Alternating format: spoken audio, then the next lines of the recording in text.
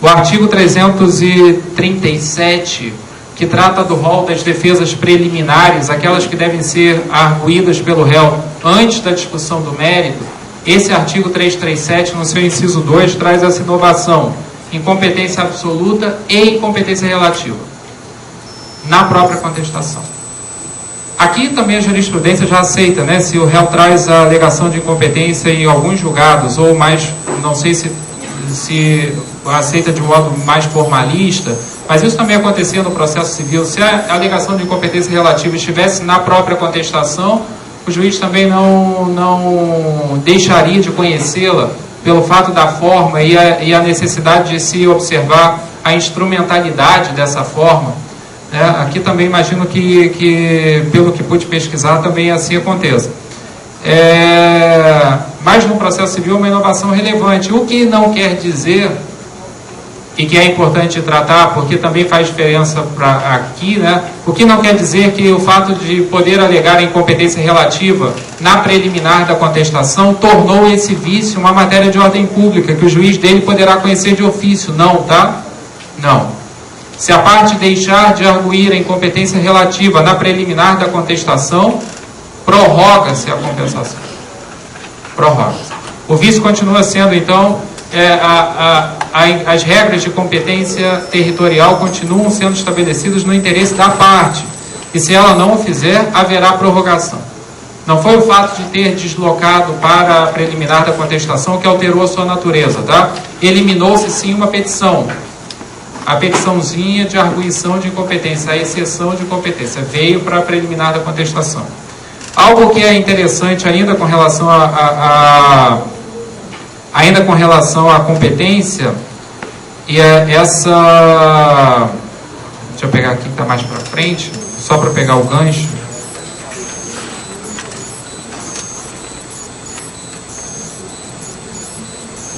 Que está no artigo 340 do novo Código, tá? 340 fala, ainda nesse link de colocar a incompetência absoluta e relativa na preliminar da contestação, 340 diz o seguinte: se o réu citado for arguir uma dessas defesas, ele pode protocolar a contestação no local do seu próprio domicílio, ainda que o juízo da causa seja de outra comarca ou região, mas ele pode protocolar a contestação no seu próprio domicílio, desde que ele tenha arguído a incompetência absoluta e relativa. O objetivo do legislador no 340 do CPC é facilitar a defesa do réu. E esse juízo que recebeu o protocolo da contestação, ele vai pegar, ele não decide, né, porque ele não é o juízo da causa, ele vai remeter ou através da carta precatória, ou se não tiver havido carta precatória, será livremente distribuído lá naquele juízo, ele vai remeter aquela contestação com a alegação de exceção lá para o juízo originário, que o juízo originário vai decidir sobre ela, e se ele acolher, os autos virão para esse juízo aqui no domicílio do réu e ele ficará prevento. Então ele depois continua tocando a causa. Não sei se de fácil aplicação essa regra no código aqui na CLT, porque a contestação se apresenta na própria audiência, né? Antes até. No PJE facilita porque antes da audiência. E aí estou pensando junto com a questão do PJE, facilita para o advogado a apresentação, que ele pode apresentar de qualquer local, mas o reclamado tem que vir, não tem? Tem que vir. Então, assim, o objetivo é aproximar a defesa do reclamado para que ele possa bem exercê-la, né? O PJE por si, ele facilita 50%, talvez. Mas essa é uma regrinha de procedimento em si aqui, né? Que talvez essa aplicação ou não vai ficar mais restrita mesmo ao que diz o processo do trabalho. Certo que o legislador lá, e vocês acabaram de ver isso aqui na palestra de cedo, né, de conciliação e mediação, certo que o legislador do Código de Processo agora também começa o procedimento comum numa audiência. Vocês viram isso mais cedo, não foi isso? Começa então a parte excitada para a audiência de mediação ou conciliação e não para contestar. A diferença do rito comum de lá, do rito ordinário de cá, é que você é citado para a audiência, você não pode deixar de ir. Se você não vai, não é revelia, mas é ato atentatório à dignidade da jurisdição e você pode sair multado. lá, porque o prazo para contestação no rito comum só começa a contar a partir do momento em que essa audiência, que essa oportunidade se frustra. Mas então, o que eu fiz esse parêntese, porque eu ainda estou falando de competência absoluta e relativa, né? Vocês me ajudem, tá? Porque eu vou sair toda a vida assim, eu me lembro que eu estou lá, não sei aonde, eu tenho que voltar para cá. Quem se perder, assim, a gente se orienta juntos, né?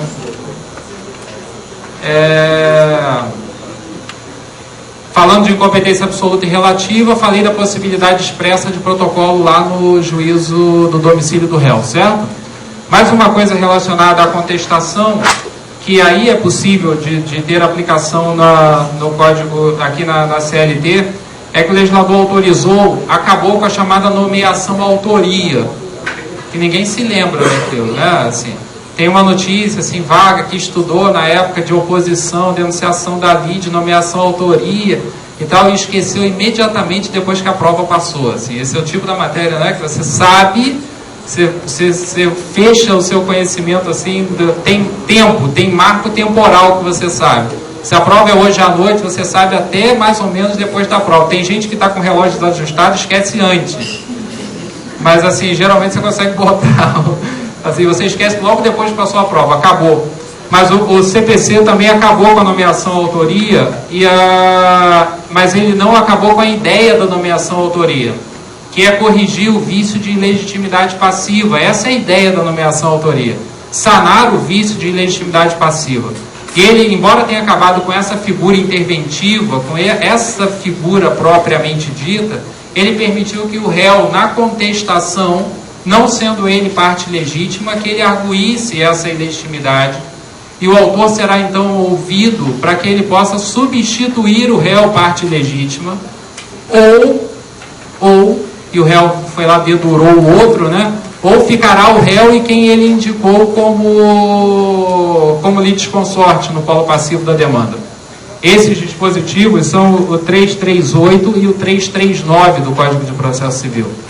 Não há mais nomeação autoria, mas há e continua havendo a possibilidade de o réu indicar, inclusive se o réu souber quem é, ele tem o dever de indicar quem é o réu verdadeiro, legitimado, né, o verdadeiro legitimado. E a nomeação autoria, embora em hipóteses não tão comuns, mas academicamente a doutrina defende a aplicação na justiça do trabalho, né? Porque ela trata de posse, né, de possuidor e detentor, mas o que eu pesquisando antes aqui a matéria, a hipótese de tentar de ajuizar a ação para ter retomada a posse de um instrumento de trabalho que foi cedido para o trabalhador, ou o empregado deixou o instrumento lá no canteiro e o empregador não devolve, e ele ajuiza a ação então para ter restituída a coisa, e ele erra no momento de indicação do polo passivo, e ele ajuiza a ação contra um mero detentor e não o possuidor da coisa. O empregador ajuizou a ação em face de outro trabalhador e não daquele que era o efetivo possuidor. Então há a possibilidade, pelo menos em tese, havia a possibilidade, pelo menos em tese, de aplicação da nomeação autoria na justiça do trabalho. E continua havendo, então, por essa mesma questão, a possibilidade de aplicação desses dispositivos aqui, o 338 e o 339 do novo Código de Processo Civil, que não se confunde e que não tem nenhum contato com o artigo 486 da CLT de chamamento à autoria. São figuras parecidas, né, na sua nomenclatura, mas que não tem nada a ver uma coisa com a outra, que esse aqui está ligado a esse ato administrativo ou em razão da legislação que impeça a atividade da empresa, o facto príncipe, e não a indicação errônea pelo autor do réu verdadeiro e legitimado para a demanda, tá? O fato de ter terminado a nomeação à autoria lá não interfere em nada no chamamento à autoria aqui. Outra novidade, agora a reconvenção pode ser apresentada lá no processo civil como um capítulo da própria contestação. Isso é uma novidade lá. E era uma novidade já reclamada de um bom tempo, né? Para vocês também, né? Vai assimilar isso, né? Isso aqui também imagino que vai assimilar de modo bem fácil aqui a possibilidade de reconvir na própria contestação e não aquela interpretação do artigo 297 do CPC antigo, de que deveria ser simultânea, mas em peça separada, né? Então, ao contestar, essa contestação poderá ser uma peça híbrida, tá? Porque ela poderá ter duas naturezas. E é importante que todos nós tenhamos atenção, tanto os advogados quanto vocês que trabalham diretamente, os juízes, todos nós, porque nem sempre estará tão claro, e se não tiver atenção para isso, até onde está indo a matéria de defesa e onde está começando a ação ajuizada pelo réu em face do autor. Porque o fato da reconvenção ter sido levada para um capítulo da contestação não altera sua natureza em nada. Ela continua sendo uma ação ajuizada pelo réu em face do autor no mesmo processo, uma ação incidental. E o réu tem que ser legitimado ativo para a reconvenção, tem que narrar os fatos, ali a causa de pedir e o fundamento jurídico, tem que fazer pedido, tem que indicar valor para a causa. Lá no processo civil a obrigatoriedade é fechada nisso, mas aqui também tem uma relevância com o rito, né? Na reconvenção menos, porque vai ter que seguir o rito da causa originária, mas assim, tem que indicar a valor da causa, lá tem que recolher custos se a parte não for beneficiada com a justiça gratuita, tem que produzir prova específica para essa reconvenção. São duas ações tramitando no mesmo processo. O que se admitiu é a simplificação no momento de formular a peça processual. Isso que se admitiu, né? De modo bem simples assim. Mas o autor continuará sendo o autor da ação originária e réu da reconvenção, e o réu da ação originária será réu e autor da reconvenção. E aí o Código também dá a resposta antes da pergunta nascer, né? Mas eu posso reconvir sem contestar? Agora que a reconvenção vai como capítulo da contestação, ele fala, sim, você pode reconvir sem contestar, tá certo? Não há um impedimento para que se faça a reconvenção, independentemente da contestação. Uma outra... Oi? Essa peça será uma reconvenção, né? Ela me perguntou, e essa peça será uma reconvenção ou uma contestação? Tem que ser uma reconvenção, me parece. Agora, no outro é que tem... E aí o advogado pode se adaptar e ao longo do tempo deve fazer, né? Como a gente faz normalmente. Vem apresentar recurso com pedido de efeito suspensivo, vem ajuizar a ação tal com pedido de liminar, vem apresentar sua contestação e fazer pedido reconvencional, porque já na capa você estampa que você está querendo isso, né? Vai ser importante, mas eu também acredito que é só uma reconvenção, né? Porque de conteúdo de contestação não terá nada. Tem uma outra questão também relevante, ainda quanto à contestação, quanto à reconvenção, na verdade, o legislador permitiu a ampliação subjetiva na reconvenção, o que não era admitido, tá? Então, tanto o réu poderá ajuizar a reconvenção trazendo um estranho para ser autor junto com ele, quanto poderá ajuizar a reconvenção contra o réu originário e um terceiro até então, que será litisconsorte do réu. Se isso acontecer, e é possível que aconteça, tá? Claro que deve haver uma conexão e deve observar o limite da competência, deve haver tudo isso, mas se isso acontecer vai ser ainda mais interessante distinguir quem é quem e que posição assume em cada momento da relação processual.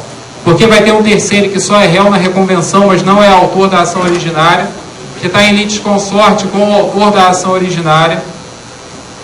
Assim, nós vamos ter que distinguir bem depois quem é quem nessa brincadeira.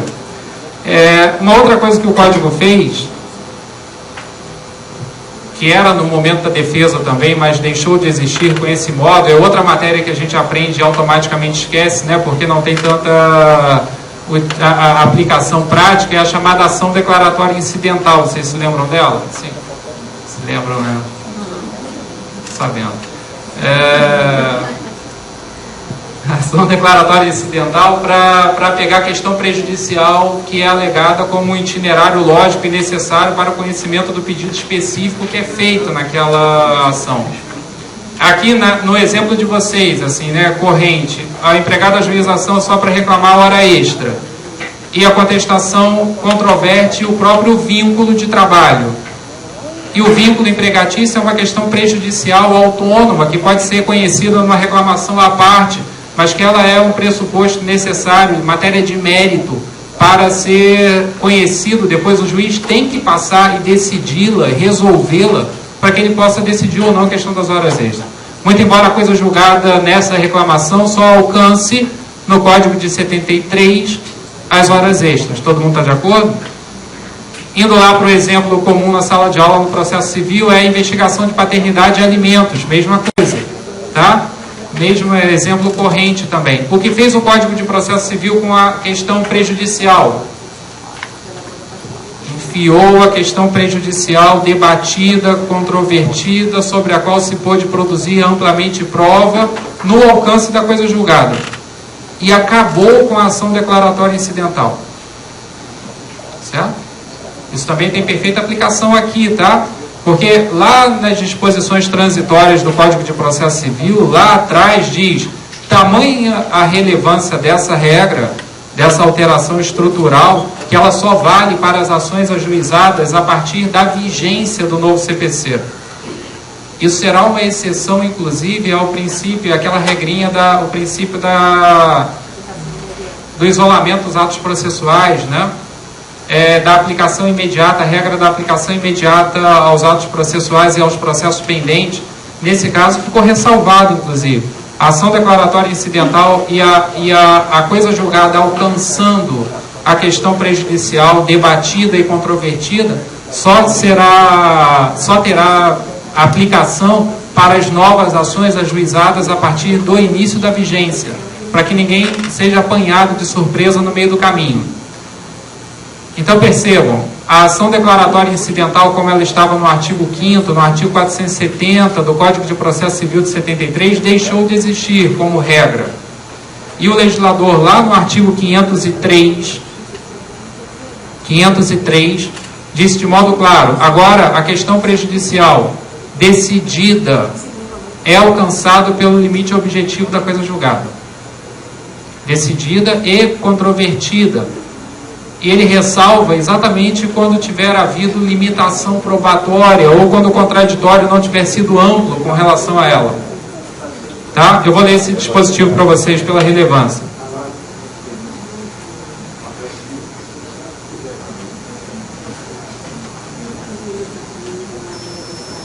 Olha o que ele fala. A decisão que julgar total ou parcialmente o mérito tem força de lei nos limites da questão principal expressamente decidida. O caput é o limite objetivo da coisa julgada que nós conhecemos, tá? Parágrafo 1º. O disposto no caput aplica-se à resolução da questão prejudicial decidida expressa e incidentalmente no processo, ou seja, desde que dessa decisão depender o julgamento do mérito, a seu respeito tiver havido contraditório prévio e efetivo, não se aplicando no caso de revelia. Então, no caso de revelia, não tem esse efeito de fazer coisa julgada, tá? E o juízo tiver competência em razão da matéria e da pessoa para resolvê-la como questão principal. Respeita a competência absoluta. E o parágrafo 2º, a hipótese do parágrafo 1º não se aplica se no processo houver restrições probatórias ou limitações à cognição que impeçam o aprofundamento da análise da questão prejudicial. Cláusulas muito abertas. 503, tá? 503. Cláusulas muito abertas, né? O efeito de alcançar a coisa julgada na questão prejudicial não se aplica se houver limitação probatória ou limitação que impeça o aprofundamento da análise da cognição sobre a questão prejudicial. Mas o que é isso, né? Assim, o que é isso é o que nos preocupa nessa questão, assim. Como é que na verdade o legislador acabará, e esse é um risco que esse dispositivo traz, ele acabará deixando para um juiz de processo futuro decidir sobre o alcance da coisa julgada do processo passado. Porque, assim, certamente a parte a quem aproveita a coisa julgada, numa defesa em momento futuro, dirá: já houve coisa julgada na questão prejudicial lá atrás. E a outra falará: não houve coisíssima nenhuma porque houve limitação probatória, ou porque a cognição não foi ampla. Então o juiz do processo futuro vai ter que se manifestar sobre o alcance da decisão de processo passado. O que não é novidade, tá?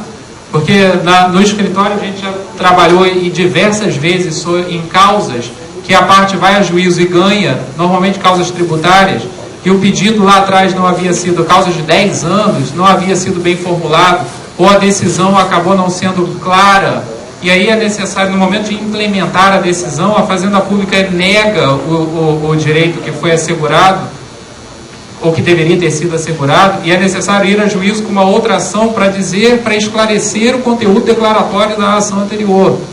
E você leva mais 5 anos, né, ou 10 anos. Esse dispositivo traz um risco. Uma forma de eliminar ou de diminuir esse risco é conjugar esse dispositivo com o artigo 10, que eu falei lá no início, que diz que o juiz não decidirá nada sem esclarecer as partes, sem ouvir as partes, sem alertar as partes. Esse tipo de questão aqui, pelo risco que pode trazer para o processo futuro, bem se amolda essa hipótese, dizendo, olha só, no momento de definir no saneador quais são os pontos controvertidos e de deferir a produção da prova, já alertar, olha, a questão prejudicial também será alcançada e a questão prejudicial também está aqui como controvertida e para ela defiro as provas tais que foram requeridas, e vai sinalizando o tempo inteiro que a instrução probatória está sendo ampla com relação à questão prejudicial. Porque você elimina um pouco esse risco de incerteza quanto à extensão e o conteúdo desse processo no momento de verificá-lo no futuro, certo? Mas vejam, essa questão, estou dizendo isso para vocês porque está dentro aí desse capítulo que era da defesa e que vocês poderiam lidar mais dia, menos dia com uma ação declaratória incidental na Justiça do Trabalho, porque a sua aplicação é perfeitamente viável, com o novo Código de Processo Civil, ressalvando a declaração de falsidade de documento, que é uma ação declaratória que permanece lá escondida, não há mais essa ação declaratória incidental ampla, tá?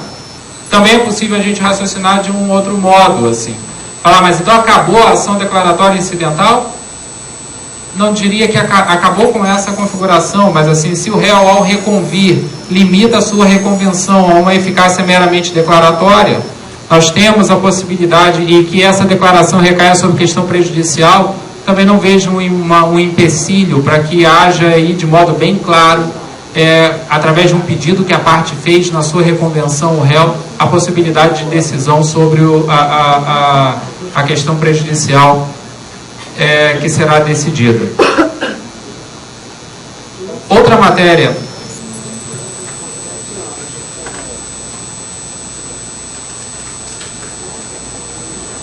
Até aqui estamos indo, sim? Sim, né? Essa questão da limitação da coisa julgada, isso me parece uma coisa assim, inusitada, porque naquele próprio exemplo do processo civil, se você admite lá uma ação de alimentos e incidentalmente decide uma paternidade, lá na frente você questiona aquela paternidade sob a alegação de que não houve dilação probatória adequada, você correria o risco de, vamos dizer, então, rediscutir a paternidade lá na frente, que iria invalidar a decisão de alimentos lá atrás, né?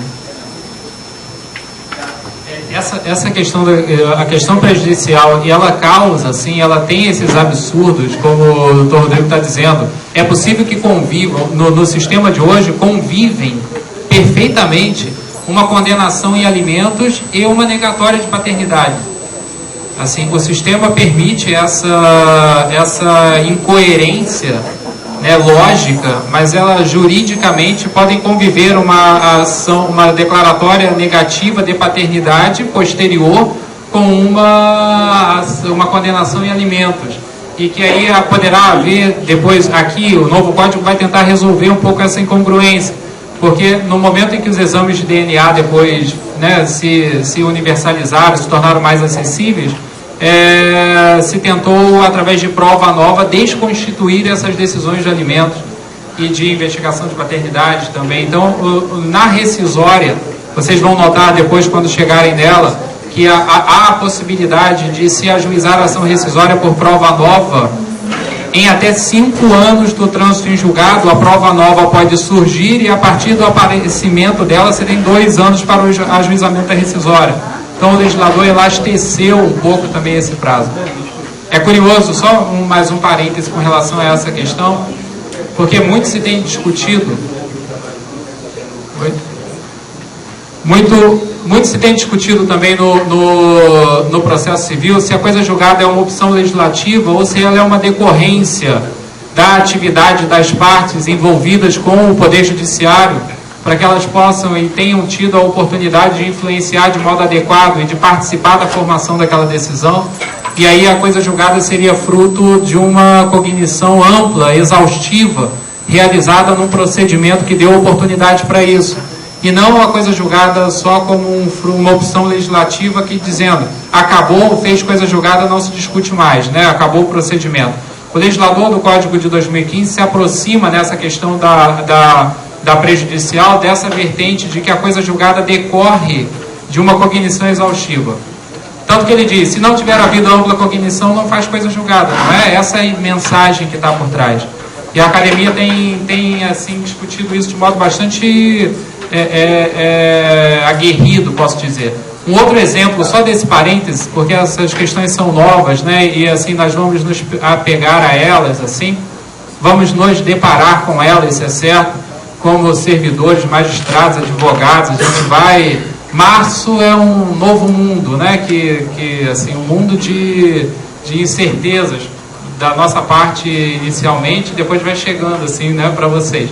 Mas assim, uma mudança de um código é algo que não traz imediatamente, ele tem um momento de acomodação que não consigo estimar, mas não acontecerá um momento de acomodação em 2, 3 anos, assim, até todo mundo, né, assimilar e começar a ter alguma previsibilidade, estabilidade no que basta ver quantos manuais e comentários e etc. já têm sido lançados no processo civil e também no processo do trabalho, já revistos à luz do novo CPC.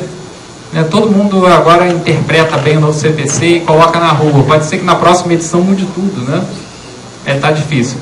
É uma fase de estudo e de vigilância do que vai acontecer. Mas outro exemplo eu dizia, de que o legislador ele se aproxima dessa ideia de que coisa julgada só decorre de uma cognição ampla e exaustiva. Vocês já tiveram a oportunidade de conversar aqui sobre a tutela provisória de urgência requerida em caráter antecedente? Curiosíssimo, né? Você vai a juízo só requerendo a tutela de urgência, aí você consegue a tutela de urgência, você tem que aditar em 5 dias. Aí o réu é citado, aí se o réu não contesta, estabiliza da forma como foi proferido, não é? Mas faz coisa julgada? Não faz coisa julgada. De um modo também expresso, o legislador faz, estabiliza, depende de ação autônoma no prazo de 2 anos para anular, vai seguir a discussão em busca da cognição ampla no mesmo processo, ou em apenso, o que for, não lembro agora, mas assim, não faz coisa julgada, tá? De modo expresso lá, porque ele reconhece que ir a juízo com elementos iniciais, probatórios, para requerer uma tutela de urgência, e não tendo havido resistência, não tendo havido a efetiva abertura para a participação e influência das partes, ele também não pode fechar a porta de rediscussão. Então, a tutela antecipada requerida em caráter antecedente e essa coisa julgada afastada da questão prejudicial sinalizam nessa linha, tá? O Código tem algumas inclinações doutrinárias bastante claras, assim, e em alguns momentos até conflitantes, porque ele ouviu tanta gente, né? Tem autor de tudo, então em alguns momentos elas se aproximam e se afastam. Uma outra, e aí vamos voltar para o nosso itinerário, tá? Agora estamos voltando. Estamos na concentração das defesas. E o Código traz uma novidade, o Código de Processo Civil, que deve vir para cá, provavelmente. Ele assimila uma teoria também da doutrina processual chamada translatio iudice, que é a possibilidade de aproveitamento dos atos processuais decididos por juízo incompetente, quando não há má-fé, quando não há um conluio, quando não há o objetivo de atrapalhar a outra parte. certo? E o legislador hoje, o 113, se não me engano, 112 ou 113 do Código de 73, apenava com nulidade as decisões proferidas por juiz incompetente. Agora o Código de 2015, de modo distinto, e eu trago essa novidade dentro desse nosso mini capítulo de incompetência, porque ele diz, no artigo 64, parágrafo 4º, salvo decisão em sentido contrário, conservar-se-ão os efeitos da decisão proferida pelo juízo incompetente, até que outra seja proferida, se for o caso, pelo juízo competente. Preservam-se os efeitos dos atos decisórios emanados do juízo incompetente. Caberá ao juízo competente, depois de conhecido, através do conflito ou da simples remessa dos autos, ele poderá ratificar ou ajustar, mas aquele ato que existia, aquele vácuo jurisdicional que existia, enquanto não se tinha definição da competência, o Código resolve com a importação dessa teoria que busca exatamente preservar os atos processuais. Principalmente aqueles que têm conteúdo processual puro, tá? As decisões de mérito, essas precisarão de uma reafirmação pelo juízo competente, porque o anterior não podia sobre ela dispor. Mas as questões processuais poderão, e as decisões na matéria processual poderão ser aproveitadas.